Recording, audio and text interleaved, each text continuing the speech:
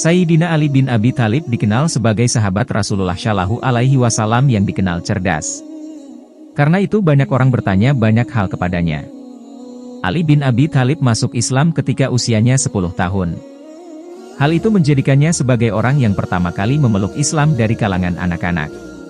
Selain menjadi umat Rasulullah Shallallahu Alaihi Wasallam di masa-masa awal perjuangan Islam, Sayyidina Ali bin Abi Thalib adalah sepupu Rasulullah Shallallahu Alaihi Wasallam. Kondisi itu menjadikan Sayyidina Ali sering bersama dan berinteraksi dengan Rasulullah Shallallahu Alaihi Wasallam. Bahkan ketika Rasulullah Shallallahu Alaihi Wasallam hendak dikepung dan hendak dibunuh oleh para elit kaum musyrik Makkah, Sayyidina Ali lah yang menggantikan posisi Rasulullah Shallallahu Alaihi Wasallam di dalam rumahnya. Dekatnya Ali dengan Rasulullah Shallallahu Alaihi Wasallam tentu menjadi kelebihan tersendiri bagi Sayyidina Ali. Dekat dengan Rasulullah membuat Sayyidina Ali mendapatkan banyak informasi, terutama yang berkaitan dengan risalah kenabian. Maka tidak heran jika ada sahabat yang bertanya kepada Sayyidina Ali tentang banyak hal. Hingga ada salah seorang sahabat yang penasaran dengan Sayyidina Ali. Maksudnya, sahabat tersebut penasaran kalau ada pesan dari Rasulullah Shallallahu Alaihi Wasallam yang hanya diperuntukkan atau dikhususkan untuk Sayyidina Ali. Wahai Amirul Mukminin, pesan Rasulullah Shallallahu Alaihi Wasallam apakah yang hanya dirahasiakan dan dikhususkan kepadamu? Tanya sahabat tersebut. Sayyidina Ali menjawab kalau tidak ada pesan khusus untuknya dari Rasulullah Shallallahu Alaihi Wasallam. Namun kata Sayyidina Ali, Rasulullah Shallallahu Alaihi Wasallam memberitahukan kepadanya tentang 4 orang yang dilaknat Allah Subhanahu Wa Taala, sebagaimana hadis riwayat Muslim dari Abu Tufail Amir bin Watsilah. Siapa sajakah mereka? 1. Orang yang melaknat kedua orang tuanya. Allah Subhanahu Wa Taala melaknat siapa saja yang melaknat kedua orang tuanya. Dalam sebuah hadis, Rasulullah orang yang melaknat kedua orang tuanya bersabda bahwa ridha Allah itu ada pada ridho orang tua dan murka Allah itu juga ada pada murka orang tua.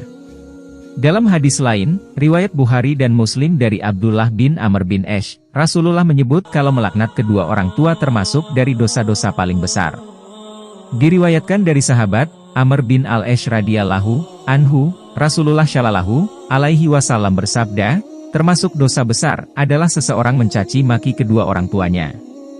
Para sahabat bertanya, wahai Rasulullah, apakah seseorang bisa mencaci maki kedua orang tuanya? Rasulullah Shallallahu Alaihi Wasallam menjawab, benar, seseorang mencela bapak orang lain, lalu orang lain tersebut mencela bapaknya. Dan seseorang mencela ibu orang lain, lalu orang lain tersebut mencela ibunya. Hadis riwayat Muslim nomor 90. 2 orang yang menyembelih hewan dengan menyebut nama selain Allah. Allah Subhanahu Wa Taala akan melaknat orang yang menyembelih hewan dengan menyebut nama selain Allah. Selain membuat Allah melaknat, menyembelih hewan dengan tidak menyebut nama Allah membuat hewan tersebut menjadi haram dikonsumsi. Allah Subhanahu Wa Taala berfirman, dan janganlah kamu memakan binatang-binatang yang tidak disebut nama Allah ketika menyembelihnya. Sesungguhnya perbuatan yang semacam itu adalah suatu kefasikan. 3 orang yang melindungi pendusta.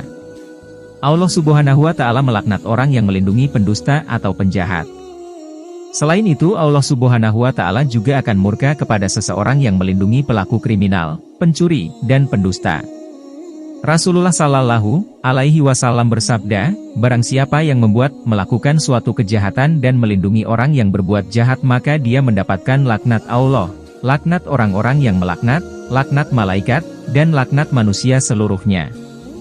Allah Subhanahu Wa Taala tidak akan menerima darinya ganti dan tebusan apapun. Hadis riwayat Bukhari dan Muslim.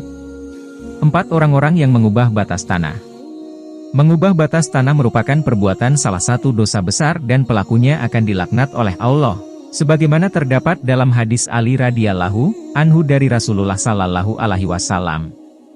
Kemudian Amr bin Auf bin Abu Amr meriwayatkan dari Ikrimah dari Ibnu Abbas radhiyallahu anhu dari Rasulullah Shallallahu Alaihi Wasallam bersabda, Allah melaknat orang yang berkurban untuk selain Allah, Allah melaknat orang yang merubah batas-batas tanah, Allah melaknat orang yang membuat bingung orang buta dari jalannya, Allah melaknat orang yang mencela kedua orang tuanya dan Allah melaknat orang yang melakukan perbuatan kaumnya Nabi Lut, homoseks.